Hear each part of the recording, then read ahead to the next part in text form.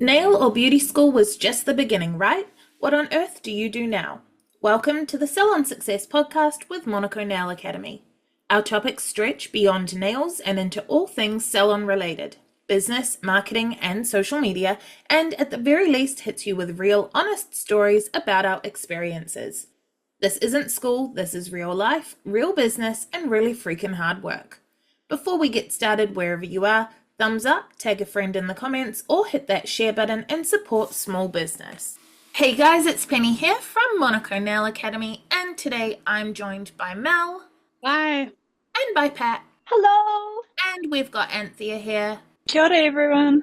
And it's our last episode of the year. After this, we've got, I think, 2 weeks off, and then we'll be back early January on the 8th with our first episode for next year. But yeah, this is our last one, guys. Oh my gosh, last for the year. That's so crazy. Last chance for something else. It's your last chance to support us for the year. So here's a reminder that before we get started, you can use any of our codes. Mine is Patsative. Mine is Anthea, Anthea. Mine is Jungle Nails. So if you use any of those codes, you get 10% off any course on the Monaco Nail Academy website. We do get a kickback from these enrollments, and that's how we support the production of the podcast. So make sure to use it. So fun. How are you guys feeling about the end of the year? It's come up so fast. End of the year is actually hard to believe. In October, I always think, okay, it's the end of the year, but I still don't believe it. Yeah, October is kind of when I start feeling like it's the end of the year. Like, that's when I started prepping and things. So I don't know, I feel like I've been waiting for it. I'm that person that lives with my blinders on. Like at my other job, there's Christmas music playing, all the trees are out, and everyone's like, oh my gosh, Christmas. And I'm like, no. I'm not ready for it. Every year I'm not ready. And then every year I say I'll do better, but I do not. I just ignore it until I have to do something. Also me, every year clients are like, so are you prepped for Christmas? And I'm like, haven't started. Speaking of not ready though, before we jump too far into thinking about the end of the year, Mel, can you fill us in on what we did last week? Last week, we tried to save your guys' wallet and not let moths move in like ours and tell you what you don't need to splash out on, and on the other hand, what you should spend and invest money in. So what we wish we didn't buy, because we never used it and it was just a waste of money, and what we wish we invested more in as well. That sounds really useful. I'm looking forward to hearing that one. We tried. What's on your list? Your never buy this and your must have. Yeah, what was your biggest waste of money, Anthea? Probably like low quality stuff. Like I got excited and bought a bunch of nail art brushes on like AliExpress, and they were ones that didn't have caps or lids, so the gel cures and the bristles, and it's just a waste. So I still have them for, I don't know why, but it was a waste of money because there are only about 3 really, really good quality brushes that I use for art. I was so hoping you were going to say colored acrylic when you said I bought a bunch of really cheap, because that's what I was talking about. I was like, come on, colored acrylic. Oh, no, I don't own any colored acrylic. I only own the acrylic that I bought to do the acrylic module. Yeah, I'm down to a blush pink and a bright white now. Not even a clear? Nah, I don't like clear. Clear is harder to file and blush is prettier. Yeah, blush is cute. I would only use clear for encapsulating, and I use gel for that, so... Yeah, that makes sense. And what was the biggest investment? You mentioned saving money on things, and what was worth investing in? Yeah, so for me it was, I brought like a cheap e-file, and it wasn't until I got the one that I realized, okay, this is why everyone loves e-files. Have you got a dust extractor yet, Mel? No, that was the other thing. I brought a cheap one and then thought, this is crap, and I still haven't brought a proper one. But Pat has 3, so she's going to send me one of hers. Stop roasting me. It's 2. It's so ridiculous. Something to put on the Christmas list for Santa. But one of Pat's is at my house, so I'm just going to send it straight to Mel, and Pat will take so long to pick it up that she won't even know. It'll just be halfway across the country. Okay, so since we've started off summarizing products and tools, Was there a product or tool specific to 2024 that you discovered this year that you can't live without now? I literally said this last episode, so last week, but pigment. I love pigment. Give me all the pigment. You're cheating, Pat, because you've only been a nail tech for 2 years, so... I am cheating, and I am gonna cheat. I can't think of one because for lots of this year I wasn't doing clients, so I wasn't investing money into it or buying new stuff. So mine is self-promo to a degree, but literally just in November or October, we got the new silver brushes from Be Creative, which we sell, which is why I say it's self-promo, but what a freaking game changer. I have been die-hard orange brush since, like, for a decade. Since, well, I don't know when they came out, but like something like that. And the silver brush, it's a lining brush, and it's so fine. It's like a centimeter, maybe a centimeter. It's not like a long striper. It's longer than the orange brush, which is a fine line detail brush, but it's like the orange brush is like thicker, bristled, comes to a nice fine point. I've always done my line work with it, but the silver brush is just slightly longer and a lot thinner. Oh, I'm obsessed. That's my big game changer product I discovered in 2024, and it was basically 5 minutes ago, but I love it so much. I think mine would have to be this really nice viscous top coat. So it's a Luxor one. There's a standard top coat. It's thin. It goes on nice and shiny, nice and hard. But they also have a top coat that's almost like a builder gel, but it's no wipe and it's designed to be a top coat. And I really love that for encapsulating, like, you know, if you've done a bit of art and it's a bit textured, but you still want to give your client that smooth, refined surface. Normally I'd use something like correction gel to like level everything out and then put a top coat on it. But this product is both of those in one step. So, you know, it might save me 30 seconds. I still take 6 hours. worth it though. Yeah, it's pretty good. So I think a few brands have different like 3D top coat type things. They call them top coats because they're no wipe. But yeah, that's been a fun innovation product wise for me. And I think probably one of 2024's biggest trends really overall. Yeah, the 3D, like more viscous 3D, like those awesome snake nails that Mel reshared recently with the cute little 3D guys. Yeah. But when you first started saying about 3D, I was about to say, yeah, I hate those. And then you were like, no. And I was like, oh, wait, I love those. The thing I hate is the shell nails, the like mermaidy shell. I know they were such a huge trend this year, but they're so ugly, guys. Actually, Mel, throwback to last episode, they're the equivalent of thingy what's it? Yes. You remember those, Anthea? I'm trying to work out what thingy what's it are. I didn't hear what you said.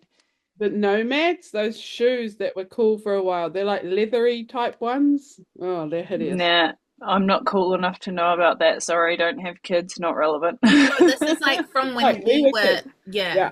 Oh, okay. Well, in that case, I was also at a school very rural and isolated, so don't know what's up. Don't worry, you didn't miss out. They were hideous. They were so gross, and either way, so are shell nails. They're so yucky.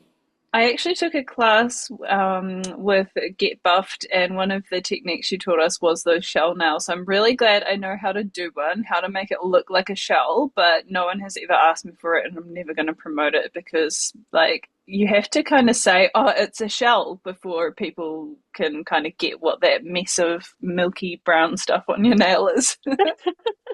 Well, are there any other trends from this year that you guys hope don't make it to 2025?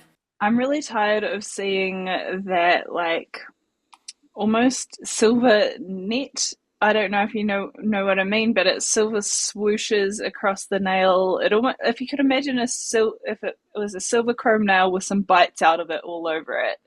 I guess it's some kind of Y2K reference, but like, I don't know. I guess it's easy, so that's handy, but I'm just ready to see something new. I can't picture it, but it sounds trash. I know I'll what see you if I mean. can find something, but I don't want to like put anyone's art on burn, you know? If you love it, you love it. Sometimes they'll do like a aura nail, and then it's like, like curves of chrome. Yeah. Aura nails can also stay in 2024. At least we can do them with pigment and not like people watering down their gels to put in blimmin' airbrushes anymore. I just think so many of the trends of 2024 are so yuck. Sorry, 2024. And Pat, I I bet think we you need love to them. stop using airbrushing. Like, stop that. Spritzing it everywhere. I do like donut nails still, even though they're probably 2023 at this point. But I do love donut nails. I'm not ready for them to leave. I want to take them to 2025 with me. They're so beautiful and it like doubles your color collection if you have a beautiful glazed, chrome. You can put it over anything and it'll change any single one of your colors. Is this what you meant, Anthea, about the chrome Y2K nails? That's more like tribal tattoo thing. I am hunting for one for you right now. But also we can't shift into showing each other pictures because this is a podcast. Yeah, That's totally. Well, we could always add anything that was super important to the show notes if anyone's ever ultra curious. Or hey, we could schedule the content to go alongside our Or episode. we just don't do it. I will not be putting it in the show. That's probably the easiest way. Anything else we're not taking into next year? In terms of nail art, because I have a whole list otherwise, but if we're I think talking about nail art. I think you said trends, was it? Yeah. What are we leaving behind? Finish filing our BIAB.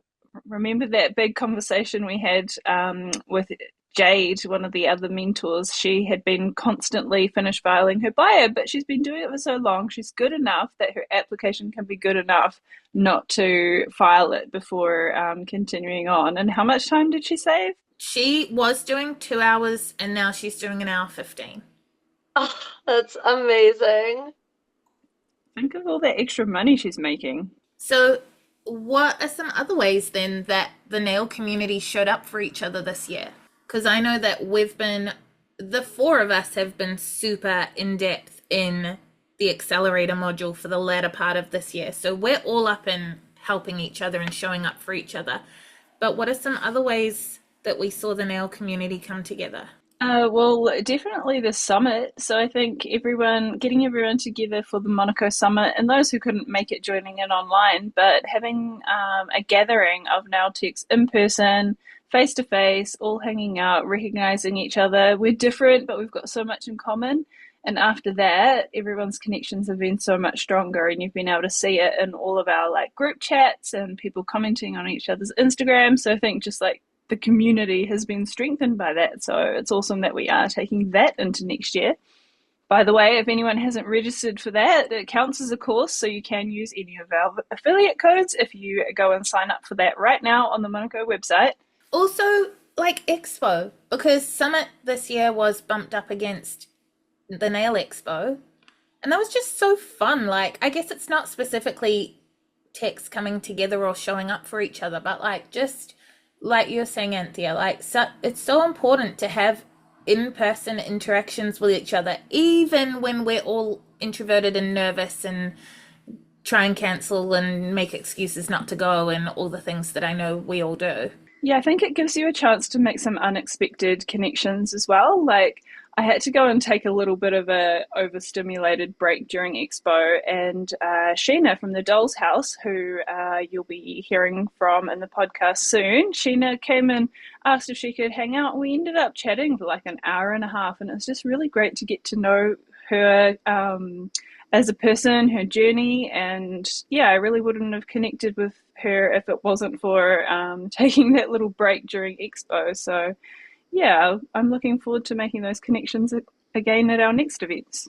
I think I've just seen so much of like the competition free zone this year, like really taking over So the competition-free zone is something that we try and encourage with our students and just the wider nail tech community, where we don't believe that there's any reason to be competing against each other. There's room for all of us.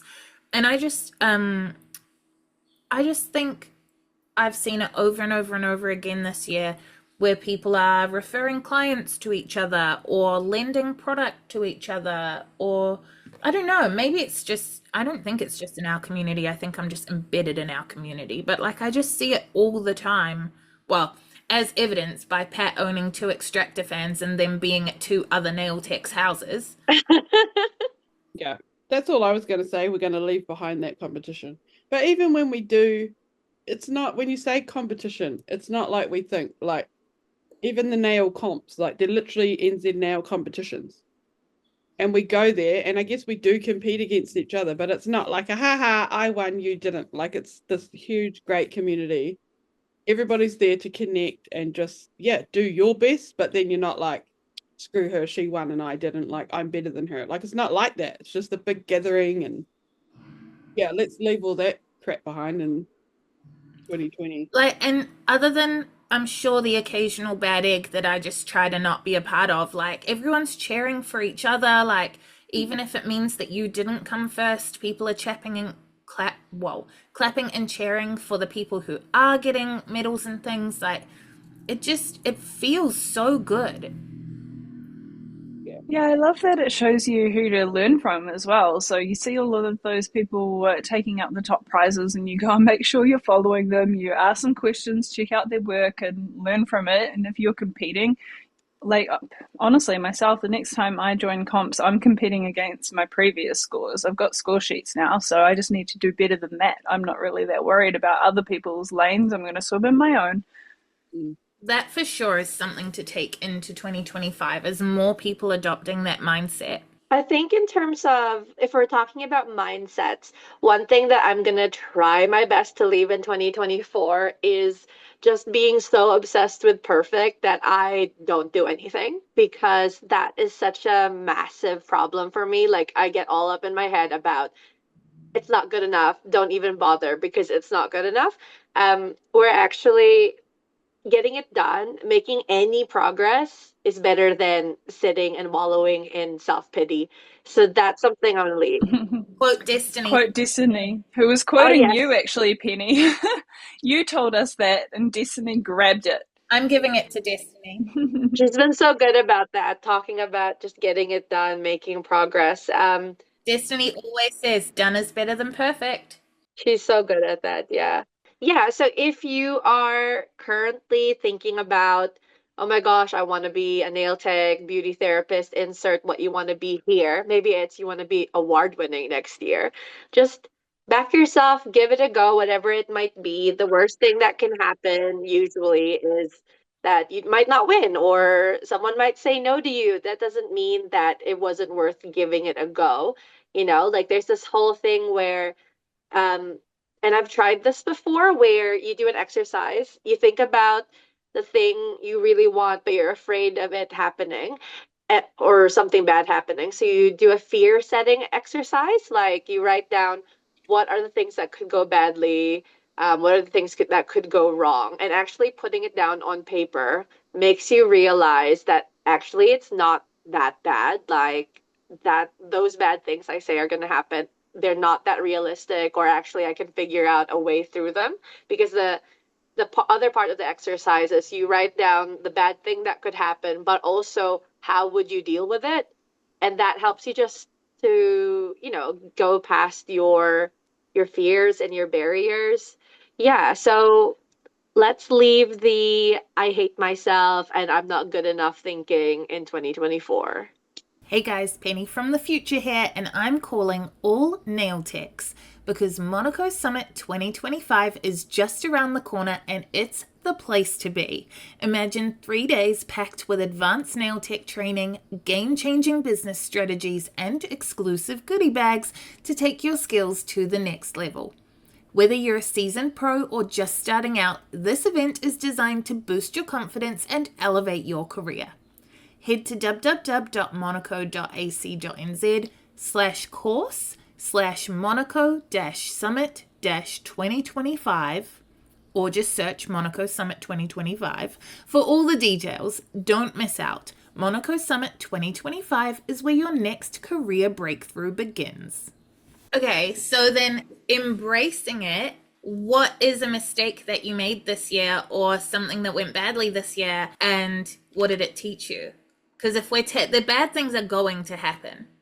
The year is so long, I can't think through the whole year, but this week I had to correct a hook nail, and I was trying, it was a big hook, long, natural nails, and I was trying to do it digging builder gel out of a pot, and I used up all the builder gel. There was just so much product needed. I should have gone in with the right product in the first place, which was polygel. So what I'm leaving behind is not considering what's the best tools and materials for the job in front of me to get it done well and to get it done fast and efficiently. So yeah, we'll be engaging the brain next year. Okay, so we talked about AI a couple weeks ago or something, right? Like 2 episodes ago. Yeah. And so in the spirit of that, I just asked ChatGPT to review my year. Okay, wait, but I just asked you a question though. What was the question? that? Yeah, I'm about to answer the question. So What I asked mistakes you ChatGPT what's something that I can, did badly and how can I improve it? And it gave me a list of things to improve. So it said momentum with goals, consistency in habits, time for you, and finances. Like it was quite specific and it went into details. So I'm going to talk about one of them. It said that with ADHD, maintaining habits can be tough. Maybe there were weeks where routines felt overwhelming. So celebrating small wins might keep motivation higher for those tougher days. So I need to work on my consistency because that's always going to happen. I don't know. ChatGPT is trying to infiltrate this podcast as a co-host, and I will not allow it. But I want to know, Pat, what is a mistake you made this year, and what did it teach you? But that was a mistake that I give up on things because my habits get out of whack or my routines get out of whack. Get more specific. What is one thing that you gave up on? Ooh, not very good at reflecting right now. I'm like, what did I do wrong? I just automatically everything's wrong. I can tell you one. Okay, cool. Using rubber base as a method. I already talked about that a few episodes ago. It was still a mistake. Yeah, it was a mistake for sure. I haven't really done much nails this year, so my one's probably more personal. The mistake I made was putting other people's happiness ahead of mine and losing my happiness so they could keep theirs. And what it taught me was I'll never fucking do that again. How have you changed that? What are you implementing? I think just being more aware. I didn't really realize I was doing it, I guess. I mean, I kind of did, but I didn't realize how much it was affecting my own life, I think, until I really realized. And I just don't want to ever go there again. So, yeah. Mine is kind of same, but different. More like different, but same. But I think my biggest mistake this year, and it's not a specific one, but I need to be better at setting boundaries with people, which is why I say it's similar-ish along the same vein as yours, Mel, but not the same. But I think I've never been particularly good at setting boundaries, but I've become hyper aware of it this year. So my biggest mistake was not setting boundaries. And sometimes it's nail related because it can be I've got a client who's booked in every third Thursday, I think, in the morning, and I don't work that hour, but I find her to be lovely, but the way she communicates I personally find abrasive. And it's not a thing where she's rude or anything. It's a conflict between our two communication styles. But so because I find her communication style to feel abrasive to me, I try and avoid it. And therefore, where I could be no, I don't work then, and if that means I'm not the right client for you, then that's okay. I'm the right nail tech for you, then that's okay. Instead, she's on a recurring booking in the middle of my day when I'm supposed to be concentrating on Monaco stuff every like second or third week. I can't remember which one it is. So kind of actually more similar than I realized to you as Mel, because I just want to like, yeah, it's putting other people's needs before my own. And I've had it happen in my personal life, and like even just like I'm having a very hard learning curve at the moment with realizing how much the builder who did my renovation like pulled the wool over my eyes and just sort of assumed I'm just a silly little girl who paints nails. And then because I'm not a builder, it's kind of that like mechanic trope of like the woman taking the car to the mechanic and like needing a dude to go so they get the honest answer. It's like kind of that trope where like, because I'm not a builder, there are things I didn't know to ask, which then validated for him that I am just a silly little girl who paints nails. But then because I was not confident, I didn't stand up for myself or set boundaries or go, actually, this doesn't feel right or whatever. And it's all come to a head now at the end of the year in lots of ways. Like I think 2024 was like the year of learning about boundaries because with the builder, with personal relationships, with clients, with so many things where I'm just like, actually, that's not going to work for me. And even like, to a much lesser degree, because you guys on my team are generally pretty fantastic, but sometimes there'll be things where I'm like, oh, well, no, that's fine. And like, actually, no, like I need to not be afraid of, I can set a boundary and still be polite. And if someone is having, like, I think that's my biggest thing is like, if I know that someone is having a rough time, then sometimes I will then just not say anything because I don't want to upset them more or make it worse. But actually I can say that's not working for me without having added to if they're stressed because of that, but I was right and polite and kind, that doesn't have to rest on my shoulders. And that's something I think is going to take a bit to get my head around. It's like that meme, like you can still be a nice person without being a doormat. Yes. And you can still be a strong person without being an asshole. Like, yeah, and I don't really trust myself to be strong without being an asshole. So then sometimes I accidentally am because I like compromise my boundaries or compromise what's important to me, or I say it's fine, it's fine, it's fine, it's fine, until it's really fucking not. And then people think I'm an asshole because they're so used to me being a doormat that the second I have a boundary, they're like, no, this is not how we work. Like they're not used to seeing it. I think it's super relatable. We've said time and time again how much we have in common as nail techs, and a lot of us are kind of people pleasers. We want to make other people happy, and so we'll set our own discomfort aside in favor of what we think is going to make other people happy. But we really have to focus on what makes us happy first, because no one else is going to be happy in our orbit if we aren't with ourselves.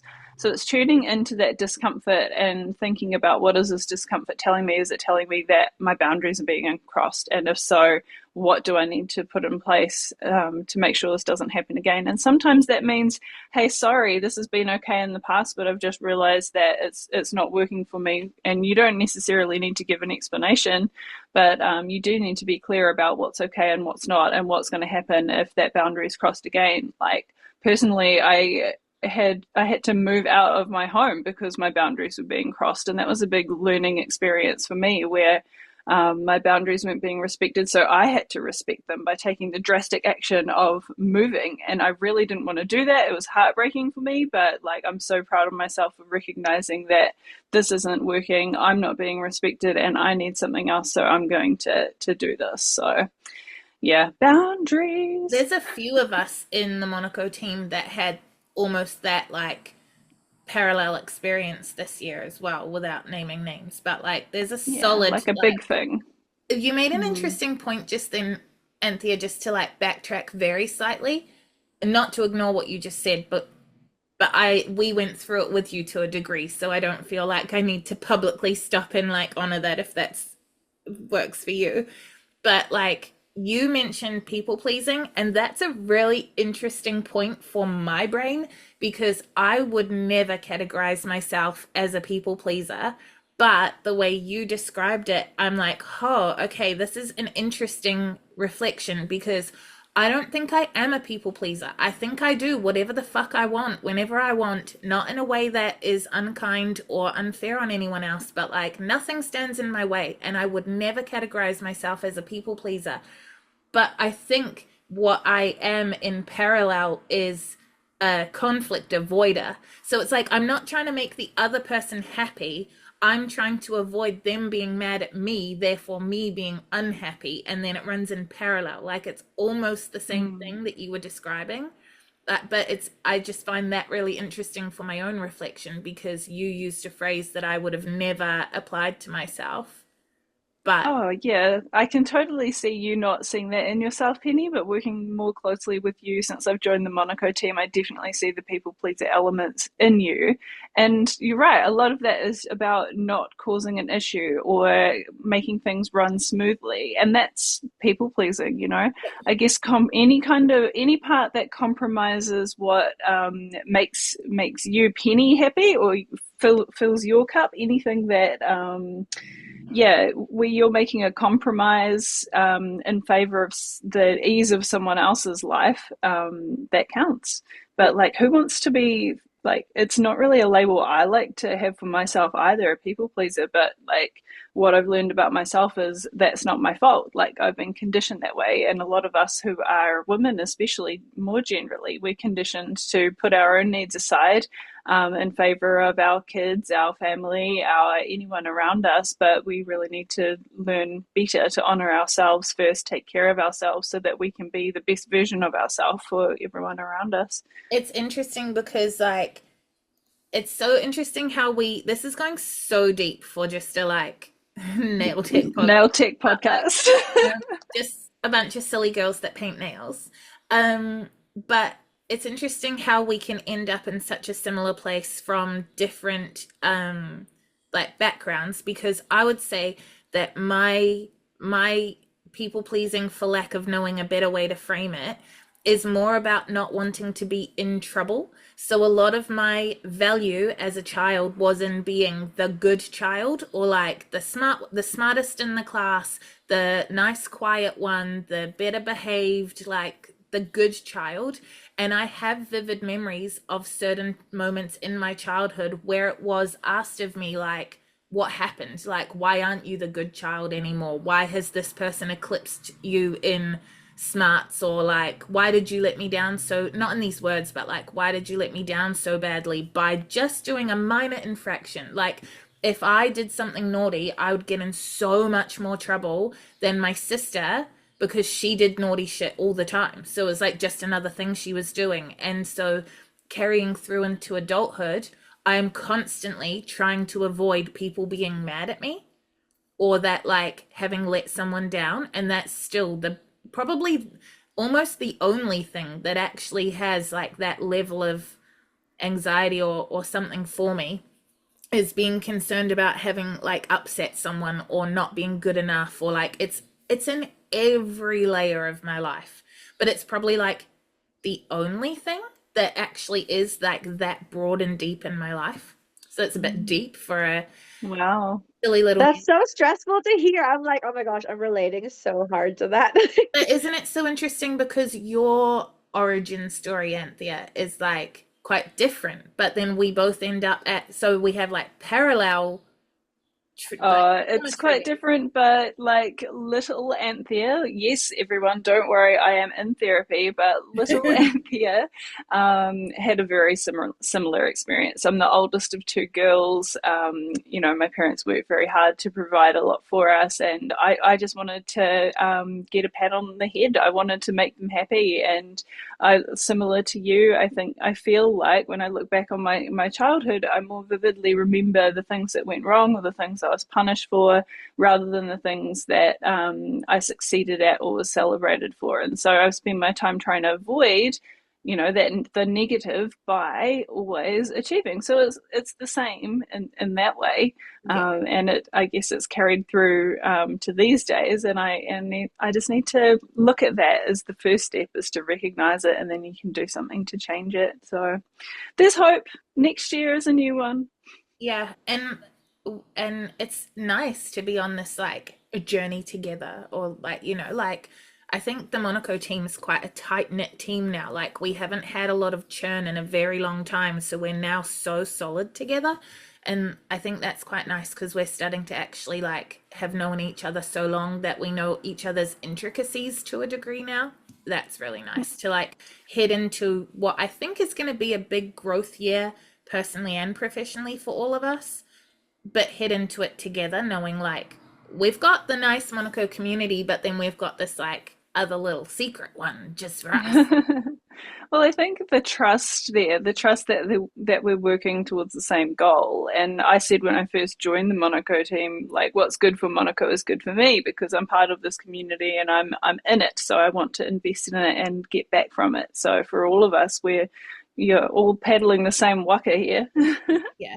I was just thinking while you guys were talking that I'm kind of not opposite, but I'm the youngest of two, and my sister was like captain of the first 15 and head girl and like Southlander Youth of the Year and all this stuff, and there's me, just this chubby little unathletic kid that did nothing. So I was like the little sister. I always did naughty shit. I was the one that was sneaking out and drinking, and just because she got all the good attention, so I was like, what's left for me? I guess the bad attention. So then I was the one that went off the rails, and I think now I really am trying to move from that and get this like stability back for my kids. So then they don't have to be like, well, she's the good kid, so I'm going to go off the rails. Like, but yeah, I was kind of opposite to you guys. I was the other sister that didn't really have like a set path in life, or I don't know. So I just did naughty stuff to get attention. I think my sister would hard out relate to everything you just said. And it's the same, like my sister's in the Canadian Air Force and and here's me just here. Just owning your own business. It's a whole mental thing from your childhood, and it makes me think as a mum, like, fuck, what are my kids going to be like when they grow up? What are they going to remember? I always think, what are they going to remember? Or what are they going to think when they look back on their childhood? Like, You're going to fuck it up somehow. It doesn't matter how perfectly you parent, you're going to fuck it up somehow. I think the difference though, Mel, is that like, you know, people our age and like younger tend to be more willing to recognize if we fucked something up or be like, I didn't mean to do that, like I'm sorry. Whereas like older generations tend to be like, I know I'm stereotyping, but it's very much like, how dare you, blah blah blah, accuse me, la la la, you're so ungrateful, blah blah blah. Like literally you can't say anything bad without them turning it into this like, it's like not even about them. I don't know. Yeah. I hope like us, like now in this time, and people like us are going to change it for my daughter, you know, that when she's an adult, it's okay for her to say, fuck, this is so hard, someone help me. You know, like just to recognize like, I don't want to do this anymore, I'm moving towns or whatever, without suffering in silence for 5 years. Like it's okay to change and do what's best for you first. So the generation before us thought they were doing the best and would have been comparing themselves to their parents and how effed up their parents were. And you can go back and back and back to like truly what we would consider now barbaric, awful, abusive times. And we can be like, ooh, like we've come so far.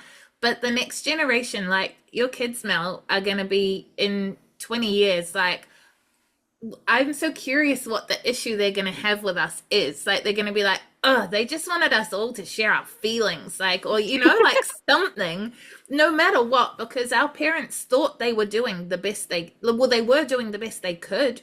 And then we think of ourselves as so aware and so progressive, but like our kids are going to be like, you guys were still dicks. Oh, yeah. My kids think I'm so old. They ask me like, did you have to use feathers and ink at school? And I'm like, or they're like, oh, did you have TV? I'm like, oh my God. I genuinely, when I was really little, I genuinely thought that one day, like, color happened. Like, when I was, like, under 5, I remember asking Mum, because every rerun on TV that she would say, I used to watch this when I was your age, was black and white. And everything that was made in my age was color. And I had seen The Wizard of Oz. I was just like, so I just imagined that one day there was like, it just started getting color. like almost like the sun coming up, and then one day there was color. I genuinely believe that. Little kid logic is so interesting, like, and so fun. Just little kids are so cute, They're so cute thoughts. like there was a meme like, isn't the best kind of compliment from another woman? And a comment said, nah, the best type of comment is from a child under 5. Oh my God, They yes. tell you, like, yeah. Yeah, Anyway, definitely. we got so off topic there. Yeah, but off topic is kind of like what we do. It's real though, right? Relatable. Like we all come from different places, but for whatever reason, we've come together and we've all had our disagreements or whatever between us, but you know. I mean, of all the people listening, I am fairly confident that they will relate more to what we've said in the last 10 minutes to like anything we gave a shit about aura nails. Hey guys, Future Penny here again. Just a super quick interruption to let you know that if you head to monaco.ac.nz/subscribe, not only can you sign up to our weekly newsletter, but you'll also get a free video lesson from our course, The Art of Pigments. That's monaco.ac.nz/subscribe. So, okay, then flipping this same topic on its head, what is like a milestone each of you had this year that made you feel really good and made you really proud? Yeah, mine just relates, I guess, that I did go, you know what, screw this. And literally like flipped our whole life around, and everyone else in our life had this plan for our life. And we were like, nah, actually, we don't want to do that. Like extended family? Yeah. Like close family, yeah. They had this plan of what we were going to do and, you know, for our life. And then we decided, nah, actually, we're not doing this. Like, we're not happy. Let's change it. And we disappointed a lot of people on the way. But you know what? Too bad. I think a lot of my stuff is like still happening. Like, you know, even just having some realizations and further understanding in the last 15 minutes, like with Anthea. But so a lot of my stuff that I'm proud of this year is still happening. But one thing that I can think of that's more specific is that in recording, I think it might have been a magnet lesson, monaco.ac.nz/magnet.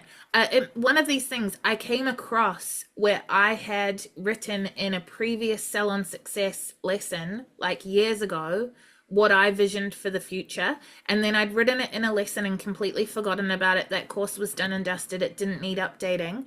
And when I went back to reference it, everything I'd listed as what I wanted in the future has happened. That for me was like something that sticks in my head that will like make me teary-eyed, that I like actually saw this thing that past Penny had imagined, and then without having it up on a vision board or like, I mean, I was pretty clear on what I wanted, but I didn't have it in writing or in visual next to me focusing on it, but it happened, and it didn't, you know, and I made it happen. I listened to that on recording and I was on a walk with my dog and I just wanted to cry when you were talking about it. Like you were like in the moment. I was just like, oh, that's so beautiful. Like you're living the dream. It's so good.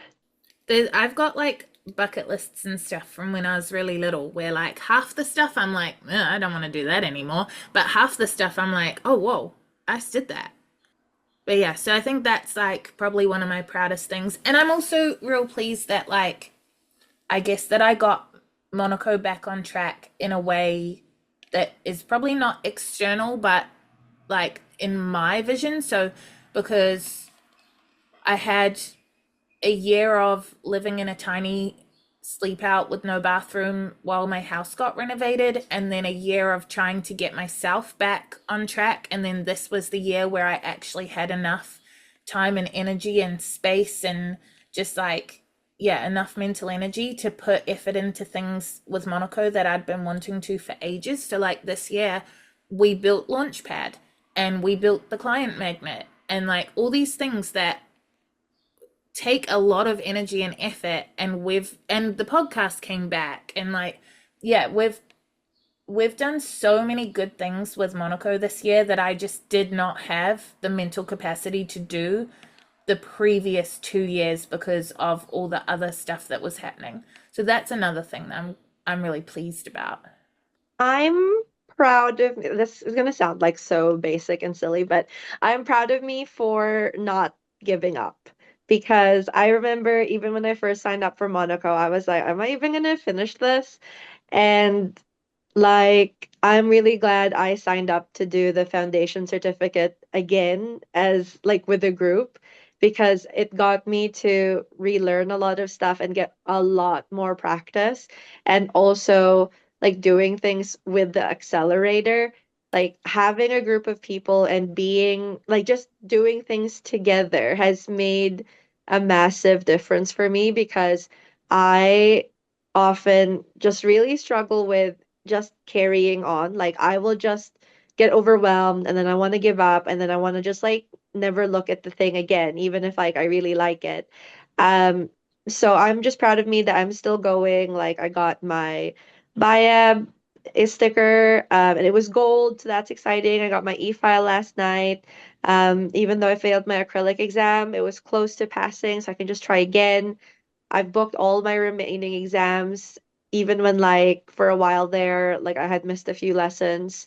Like just getting back on the horse, like I could have given up, but I was like, no, I'm gonna keep going. So I'm proud of me for that because I am notorious for just giving up on things.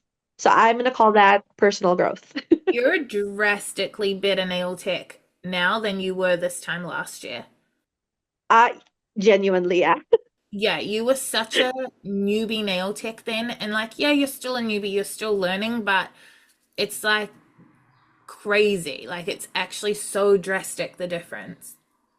Mel was literally saying last night, like she was marking my exam and she was saying how she's like, oh yeah, your structure was so good. You like even when you had just applied it without the filing. And I was like, oh, thank you. That's made a difference. All the practice and all the extra classes. So, what are some other nail or salon specific wins for this year for you guys? Mel, I will not take none as an answer. I don't care that you spent half the year moving house. A win? I think the win for me is just being brave enough after everything we went through to put myself out there again and start from zero. Because yeah, it's hard starting, like it is. You also, more specifically, and not to take away from that because you're so right, but you also actually won awards this year. That was this year. Yeah, I forget. I always go, was it this year or last year? Because they 6 months ago. It confuses me, yeah. Had you won awards before, or is 2024 the year that you became an award-winning nail tech? Yeah, that was my first ever comp year.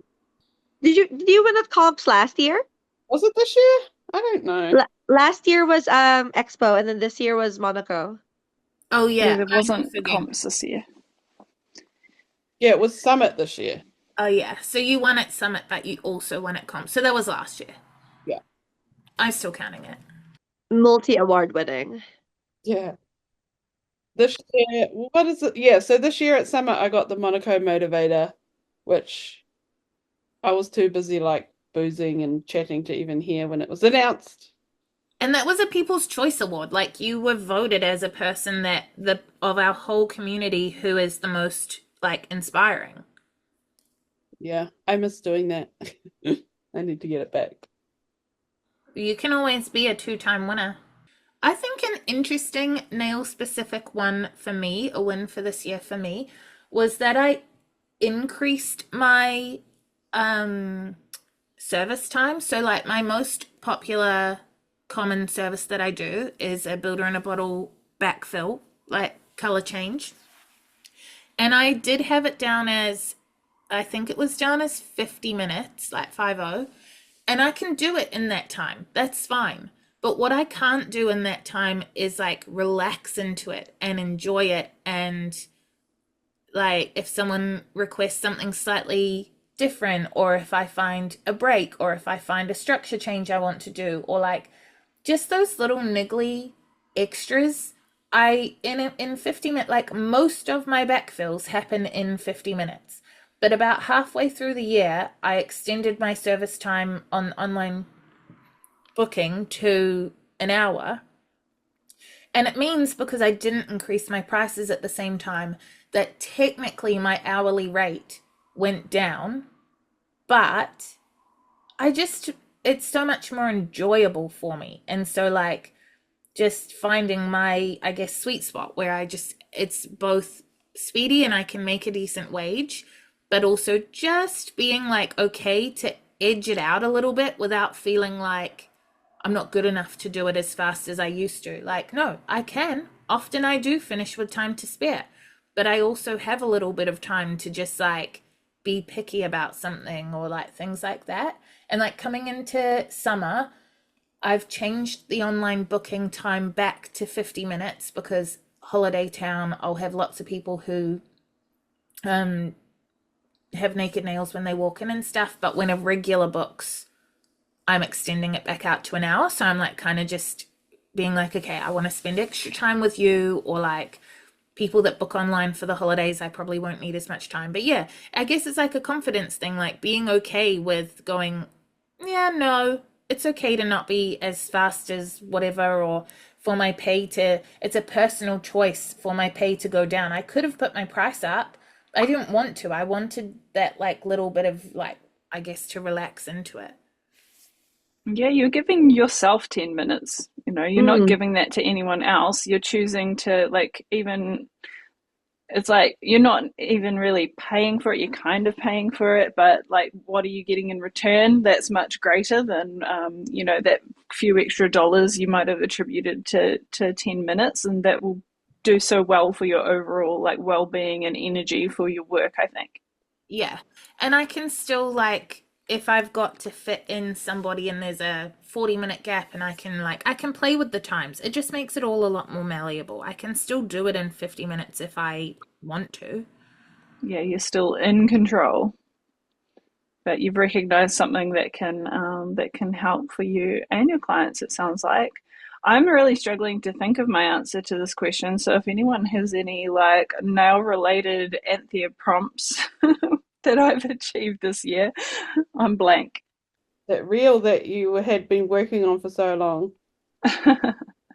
Oh yeah, I did get that out. So that was it was three months in the making. So for our listeners who are wondering what we're on about, I guess it must be 4 months ago now, I created a set of nails that included some sort of rainbow marbling, a special like foil effect, and layers of chrome. And if you know me, you know that I spend a lot of time and create art out of nails. Like that's what I'm doing is art, really. And because I've been in transition, I've been working on myself more than I've been working on anyone else. So anyway, this set of nails was really beautiful, really fun, and the team were all raving about it when I shared it in the Monaco chat. So I thought I would share my process. So I made a little recording of step by step how I did it. And like Penny takes these recordings for Monaco and turns them into reels like snap, it seems. And I thought, like, I need to know how to do this. I need to give it a go.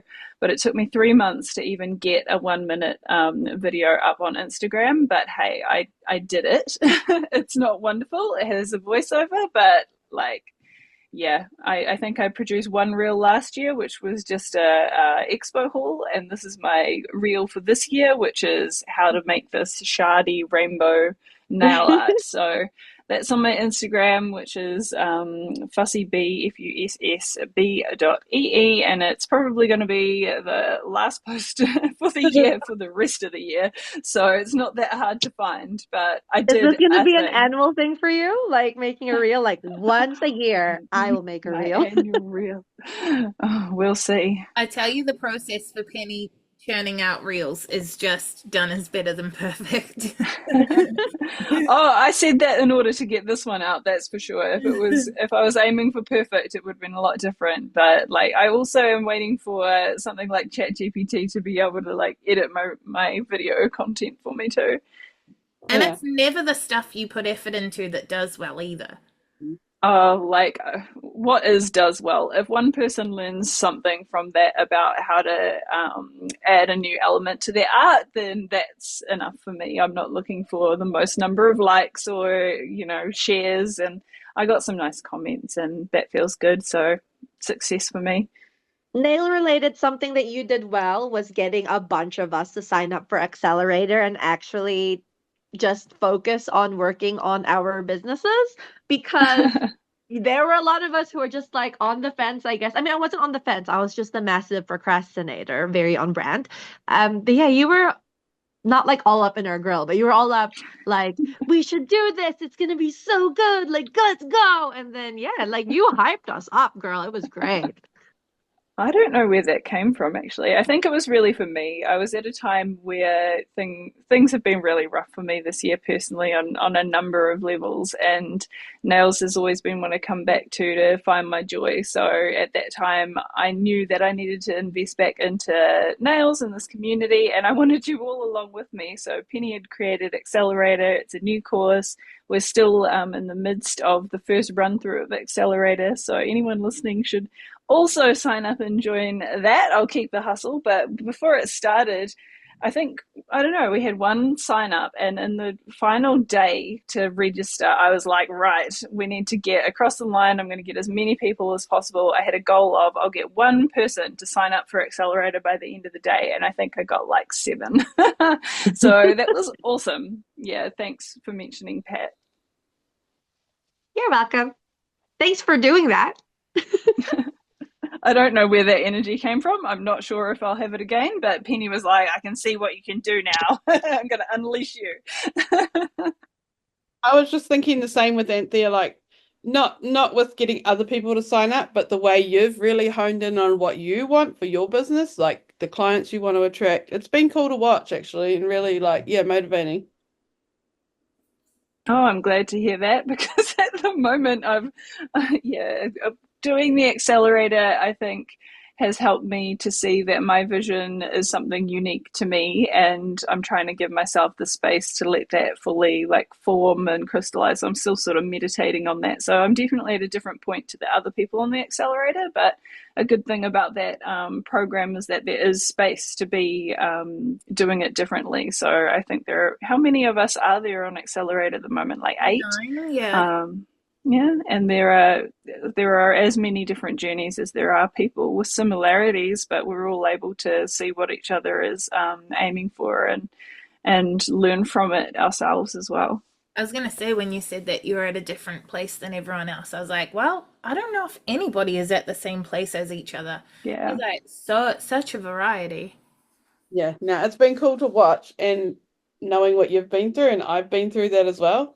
You're a fucking legend. Let's just say that. Thanks, Mel. Penny from the future popping in to remind you not to miss Monaco Summit 2025. 3 days of next level nail tech training, business tips, and goodie bags await. monaco.ac.nz/course/Monaco-Summit-2025. What's a funny or memorable client moment you had this year? It's when I did the rubber-based. Throw back to that mistake. Well, you did also have a client with a dog who shat on the carpet. So that was also, yeah, I just have all these fun things, don't I? That didn't happen to me. It happened to my friend. I just happened to be in the room. Memorable, though. Unfortunate. I think it happened to you. I guess. I smelled it. I definitely smelled it. I don't have anything for this one, I don't think. Well, you must have had memorable moments with clients this year, Mel, because you moved towns. So you had to leave behind a lot of people you cared about. Yeah. I don't think I've had any like funny or anything like Pat's, like really like memorable. Memorable student interactions, maybe?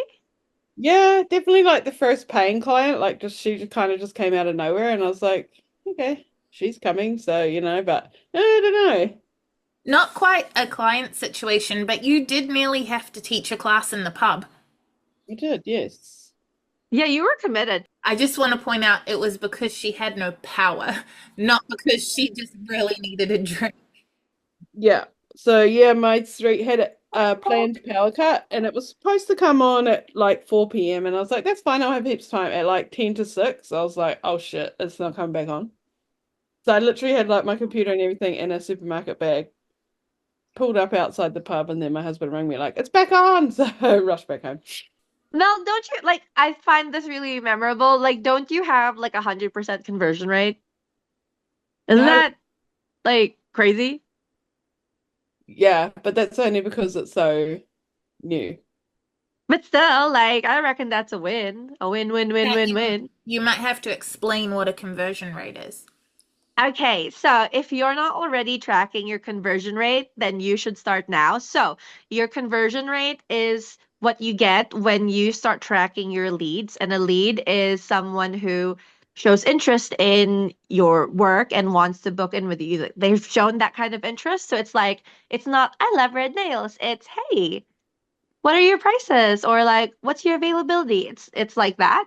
And you track the number of leads you have versus the number of people who actually book with you, and the percentage that you get is your conversion rate. And people say that like 8 to 20% is a reasonably good conversion rate. So like 8 out of That would be uh, 20 would be crazy. okay, so like 8 to 12 maybe. I don't know. I'm Like making up numbers. 2 to 8. Oh, okay. Oh, cool. 2 to 8. Then like yeah.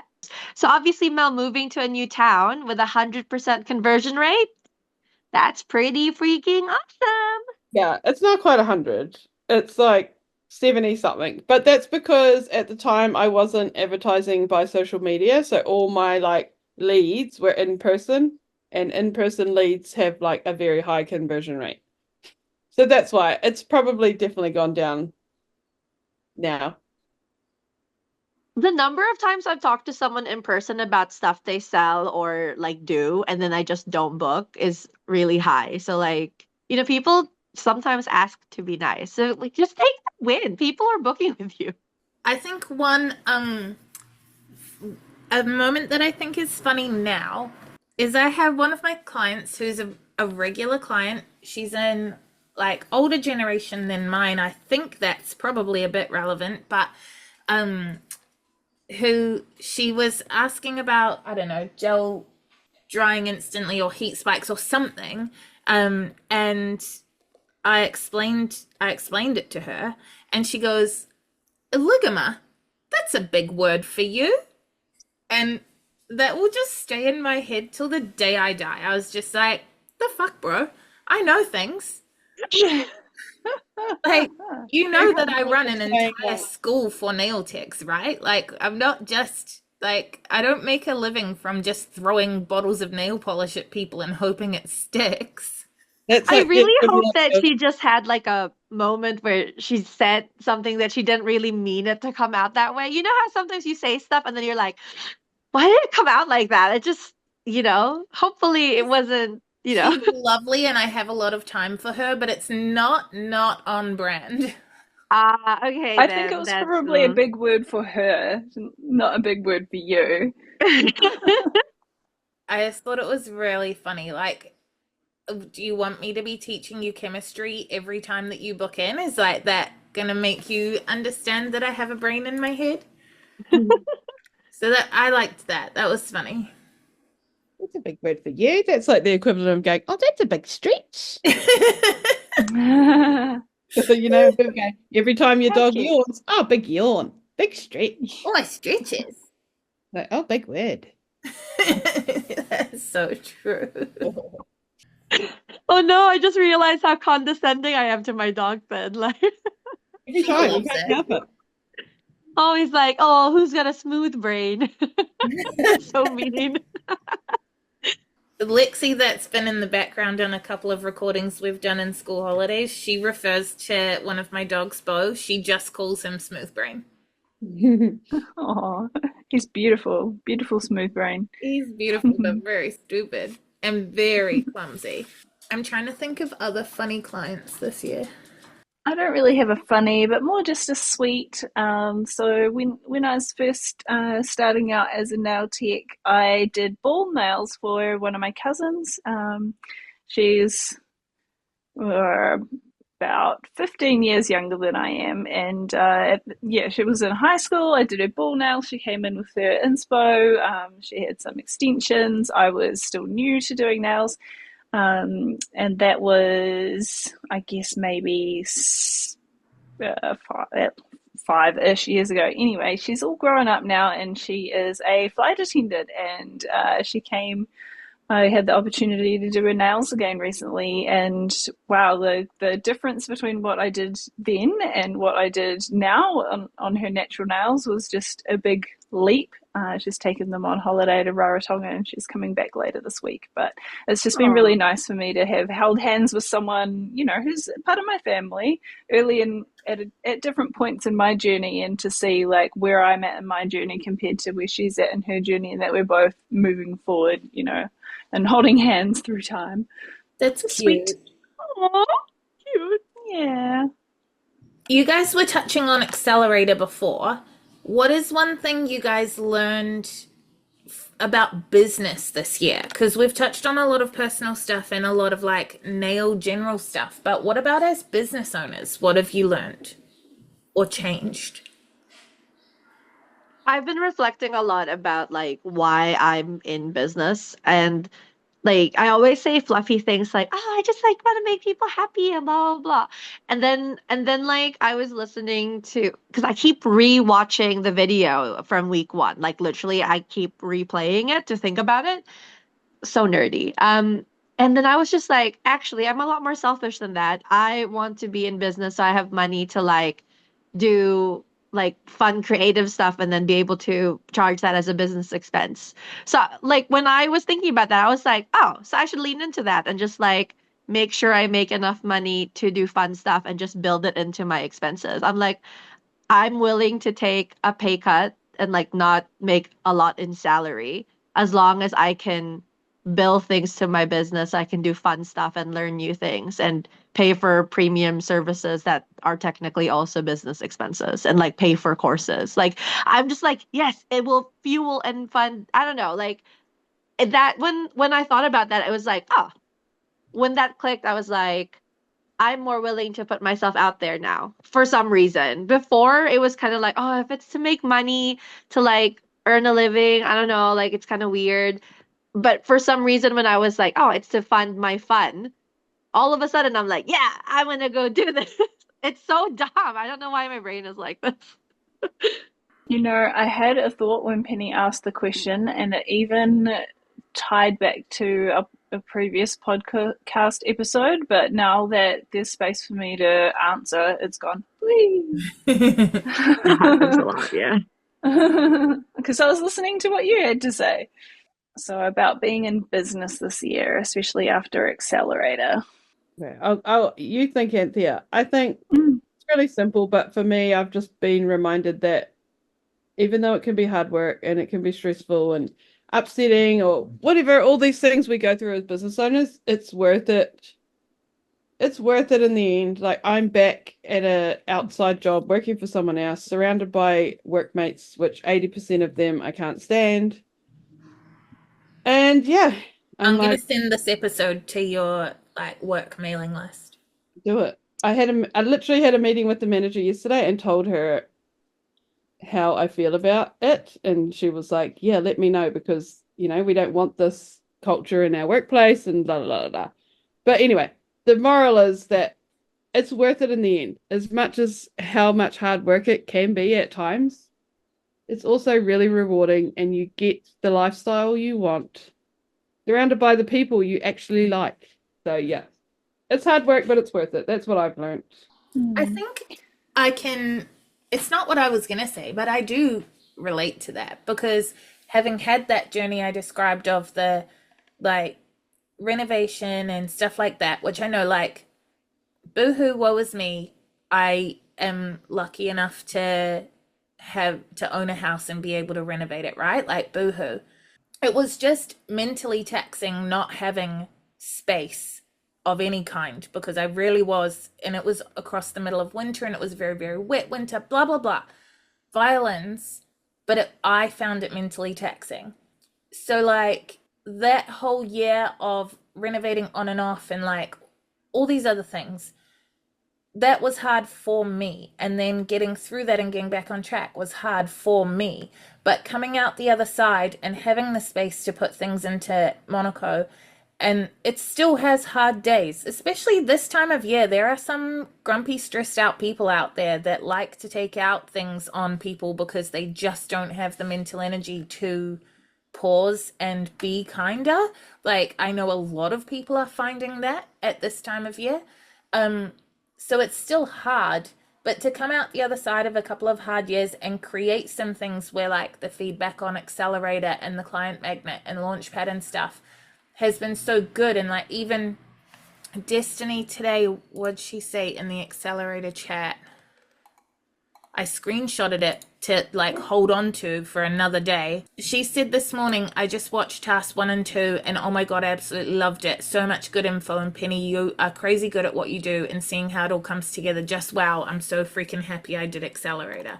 Where Mel is saying that it's worth it, it's like, well, those couple of years there were not a good time necessarily, but to have comments like that from Destiny, or like little feedbacks like that, where I know that the work that I've done and the bits that weren't so fun have meant that other people are now finding things that they're passionate about and finding success and not giving up and stuff like that. Like, it is worth it in the end. It is just also hard. Well, living in the middle of a building site has meant that you now have the home of your dreams with your bathroom behind a bookcase. So, yay.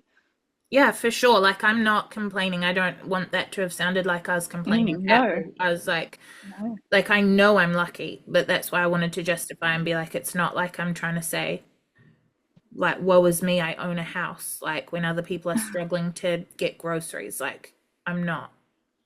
But it's No, not at all.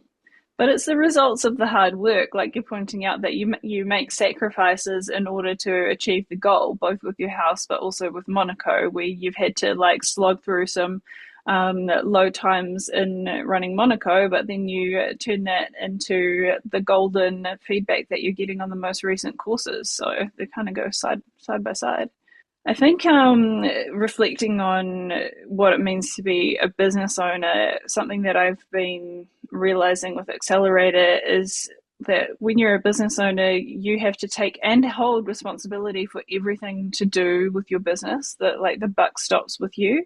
And that's something that is easier to carry at times than others. There are seasons in life, and sometimes when it's too hard, too much to carry all of those hats, like we talked in a previous episode about when you're a nail tech and a self-employed nail tech, there are so many elements to your job: accounting, social media, actually doing the nails and whatnot. Sometimes that's, as a business owner, actually too much to carry all at once, and you do still need to support yourself, support your family. So it's okay to take another job. Like, I think where Mel's decided to take work makes total sense, and like for the downsides, there are definitely upsides. And so it's been valuable for me to see that, I think, because sometimes I'm overwhelmed with the breadth of what it means to be a business owner, and I think I'm also held back by what I want, but the gap between where I am and what I want is massive. And at times I'm going to have more capacity to get through it and achieve that than others. And it's all right to take time, maybe do something else for a while, but keep the ultimate vision in mind. So yeah, as a business owner, that like taking responsibility sometimes means nutting it out and getting on with it, and other times means recognizing that, hey, right now I've got to like put on my oxygen mask and just get through it before I can invest any more in my business itself. So yeah, a bit of a metamorphosis type thing, but responsibility being the key thing I've been reflecting on as a business owner. I read a Monaco newsletter this week that relates to Christmas, and it's about doing kids' nails for Christmas. I really loved it because it pointed out all the do's, do nots, whys, why nots around doing nails for kids, and I think it was so relevant for this time. So if you're not signed up to the Monaco newsletter yet, go to monaco.ac.nz/newsletter, sign up, and usually there's a little bonus for signing up as well. So I just think it's so valuable, and thank you, Penny, for the free tips in the newsletter. You're so welcome. Did any of you guys set goals in January? Like, do you remember what your goals were at the start of the year? I know my word for the year. I don't know if I set specific goals. What was your word? I like to do words for the year, and the word this year was connect. And I thought of connect to mean a lot of things, like connect to the community, connect to my friends, connection to myself, my purpose. Um, yeah, that kind of thing. So I think I've been living up to that. So I guess it's kind of like values slash beliefs based. It was really important that to me that I prioritize, I guess, what's important, which sounds really like that's so vague. What do you mean? So it's like things like I applied for redundancy so I could get out of my shitty work situation. Even though like mental health sometimes kicks my butt, like it's still trying to stay connected to the people I care about, even if my natural inclination is to ghost everyone and like hide under a rock. And like literally last week, I was just wanting to delete all social media and like disappear. And I was like, maybe don't be so crazy. Um, yeah, and like stay connected to the things I care about, like hobbies and stuff. And I think I've been working on it. So it's just, yeah, trying to live out my word. Gonna have to come up with a new word in the new year, so that'll be fun. Well, maybe you can do that next episode when we're goal setting. Oh, that's a good idea. Okay, I'll think about it in the meantime. So, final go round before we wrap this up. Because in the next episode we will be goal setting, what would be, if you could give January you one piece of advice for 2025, what would it be? And we'll see if you remember it in the new year. I think my advice for me would be to write it down, but write it down in a place I'll find it, because I easily forget things. So I should write it down, but also store it in a way that I can find You mean, what's it?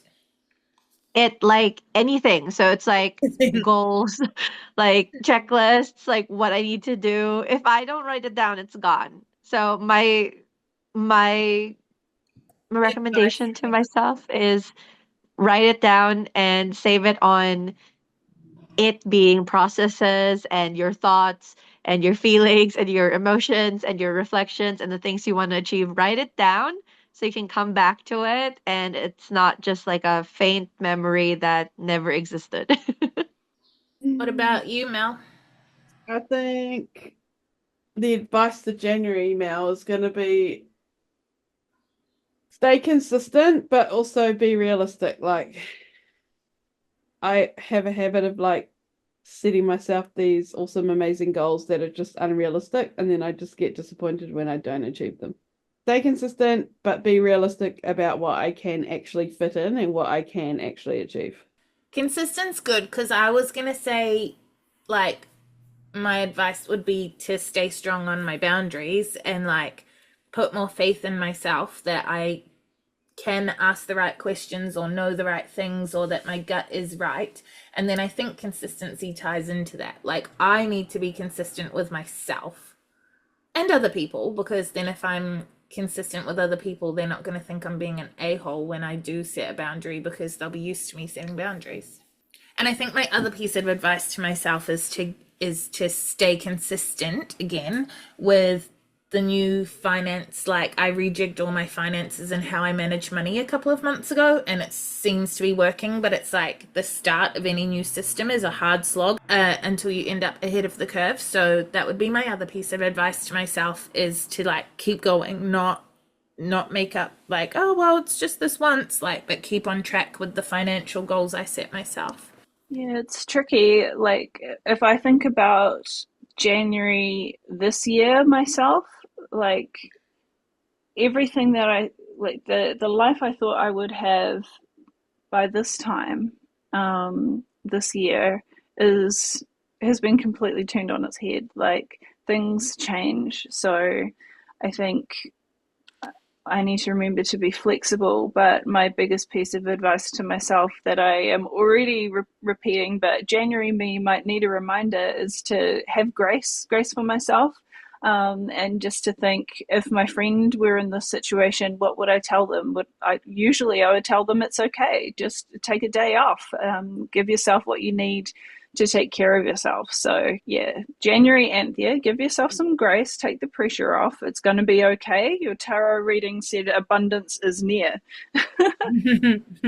Any final thoughts for 2024, team? Bye. See ya. Thanks for the memories. Yeah, flush that one down the drain for sure. Well, that's a good note to end on, Anthea. So with that, Sound effect. like our page or follow the podcast so that you don't miss the next episode, which is in 3 weeks' time after a 2-week break. So we will be back and we will be setting our goals for 2024 and giving you guys some prompts for what you might want to work on. In 2025. Until then, check us out on Facebook, Instagram, and YouTube by searching Monaco Nail Academy or follow our salons. Mine is Hard Lacquer NZ. Mine is Patsitive Beauty. I'm Fussy Bee. And mine's Jungle Nails NZ. Have a great week and Christmas and New Year's, and we'll see you next year. Merry Christmas. Merry Christmas.